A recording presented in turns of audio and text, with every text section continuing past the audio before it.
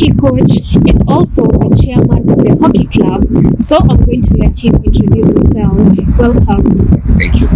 So I'm Elvis Stowe. I'm a player, also a coach at the same time. Out of the passion of the game. So Elvis, Yes. how would you describe the hockey club or the hockey game to someone who doesn't know anything about it?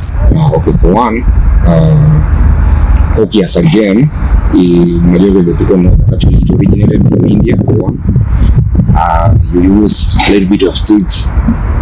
Just to give a little bit of definition, just like football, you have 11 players, but you have what we call running subs. So the subs that you have are actually unlimited. As part of the game, also you have to understand that actually hockey is played it's an intelligence man's game. That's the slogan that we use. So it's quite interesting for anybody that would want to get into the game. Wow. Yeah. And for how long has the hockey game been there, and when did it start? Okay, as a club, we started around 1996.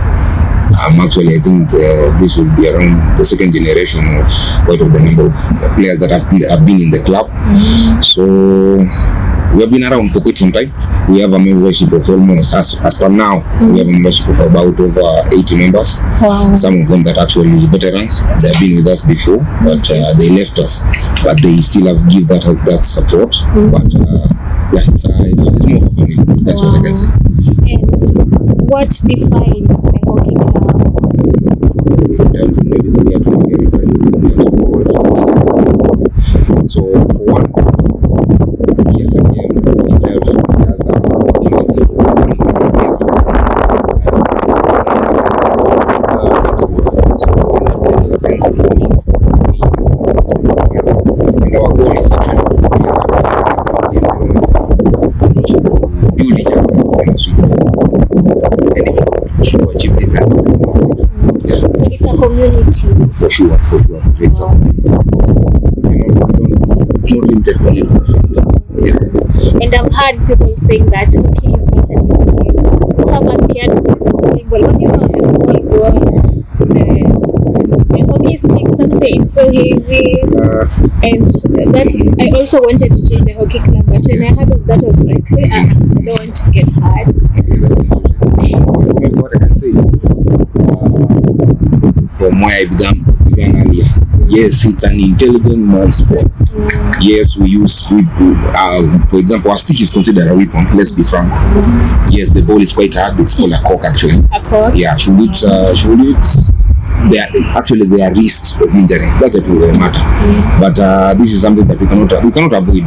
Come any sport from rugby all the way to table tennis. This is something you can't avoid. Injuries are part and parcel of the sport.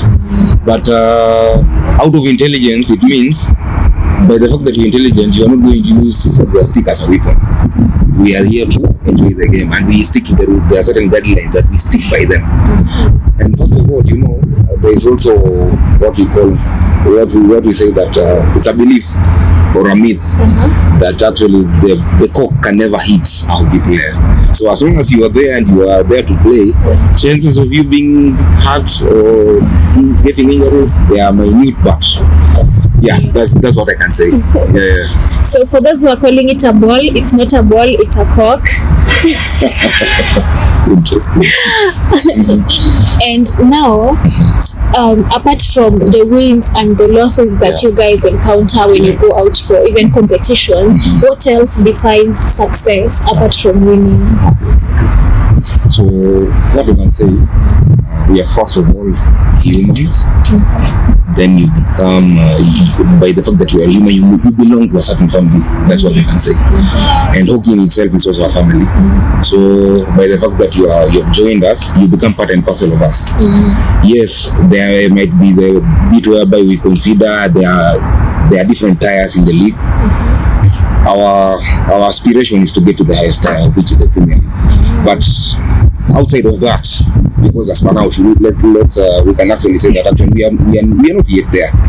And as much as we want to be there, but the day that it takes a lot. That's the truth of the matter. It takes a lot for you actually to win, or you have to actually to lose, and it is part and parcel of the game. In the sense that should we narrow ourselves to how many wins you do have, as in the records of the game? It's a limitation on its own. So maybe whatever we carry out of the field, in the sense that yes, we are a family, but at the same time we are not solely hockey players. Outside of that, we are also brothers to somebody, so we have families outside here. So by that, we carry out there.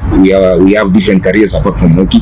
So that means, for one, maybe I'm an engineer in a particular field, but at the same time, you have a doctor. At the same time, so should I have an opportunity, it's so much easier for me to call a brother that we're in the same field, we share the same sport. So we build each other in that particular format. That camaraderie carries over and above the field. When you talk about That's it. Wow. And also, does this club have partnerships? Do you have sponsors, or you just do it by yourselves?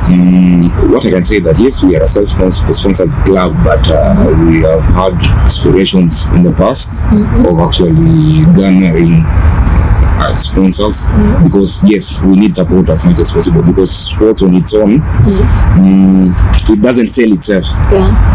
Not unless we have partners outside of the field, because actually if you look in itself, what I can say, it's not so popular. That's the truth of the matter. Like football, we don't share that popularity, we don't share that prestige. Actually, a lot of people don't know about hockey. Some have just heard about it. They don't even know what it looks like. Very true. So we, in a way, our intention, even in looking out for partners, is because once we find these partners, it's going to help us raise the awareness of the game. That's the truth. Make it more popular. Yeah, for sure. And even it's going to increase the influence of our game outside. So yes, we don't have them, but whatever we have in the form of support, we can actually partner with the school, and also majority of our veterans, as I had referred earlier. These veterans, they actually come in handy into helping us fund a little bit, one or two things here and there. But that's the standing that we have as family. Okay. Hockey as a club, you've told us it's a community, it's like a family. Yes. And what do you think is the importance of having this club, especially in a university setting? Why is it important for even students to get themselves into clubs or community like far away from their studies? Okay, that's very important. In the sense that, let's refer from the point of, yes, being a student, it means on your, out of the 24 hours that you have in a particular day, yes, around 8 hours you are in class. For the about 2 hours until 7 o'clock, that's the time that you are free. Let's be frank, you can't be a book. Not everybody has the privilege of being a bookworm. So you need that extra co-curricular activity to keep your focus right, and also to help you to, what can I say, recapitulate. In the sense that you come back stronger, you face the following day stronger, as compared to you being idle. Then our community, for one, what we can say, actually majority of the things that actually ail us is in the form of drug abuse for one. So hockey offers that avenue where you escape such things, because your mind is engaged, and also you can't do sports and balance on the other side. So that's what I can say. It helps in the community, and at the same time also, it's not all about the game, but there are certain times that we actually try to even reach out to the community, in the sense that we actually visit home at times, so that we know what, bringing our minds together, and how can we actually give back to the community at the same time. Yes. Wow, thank you. So what will you tell anyone who is confused? Should I join this club? Is it going to take much of my time and distract me from my studies? Is it something that I should consider? People are making their New Year resolutions, and someone is not sure whether to join it. So how will you even welcome them to the hockey club? Are you welcoming new members, or you're enough? You don't want any new members? We say that actually life is a balance, but at the same time life has no balance. We can begin from that particular point of view, in the sense that yes, should you not know how to actually balance your time? No, that's a problem. But I believe with the game comes excellence. in the sense that you need excellence to actually play the game, because by the fact that we are in the university level, this is the highest level, because by the time that you're in the university, it means you played this game before. In your high school, or I don't know, we have different privileges of actually different chemical. That is what I can say. So out of that, it means yes, you have to know how to balance yourself. And excellence means excellence in your time management, excellence in knowing what you're supposed to do in one particular time. And so first of all, what brought you in the university should be your studies for one, is it? So that's the reason even the hockey itself is referred to as an extracurricular activity. Yes, it might be a career, but we begin from the perspective of what brought you here in this place. And on the fact of on that regulation that you have pointed out, you said that we need more members. We can never be too big to accommodate anyone. And we need more people. We need, as in basically, with no two fingers are the same. That's it.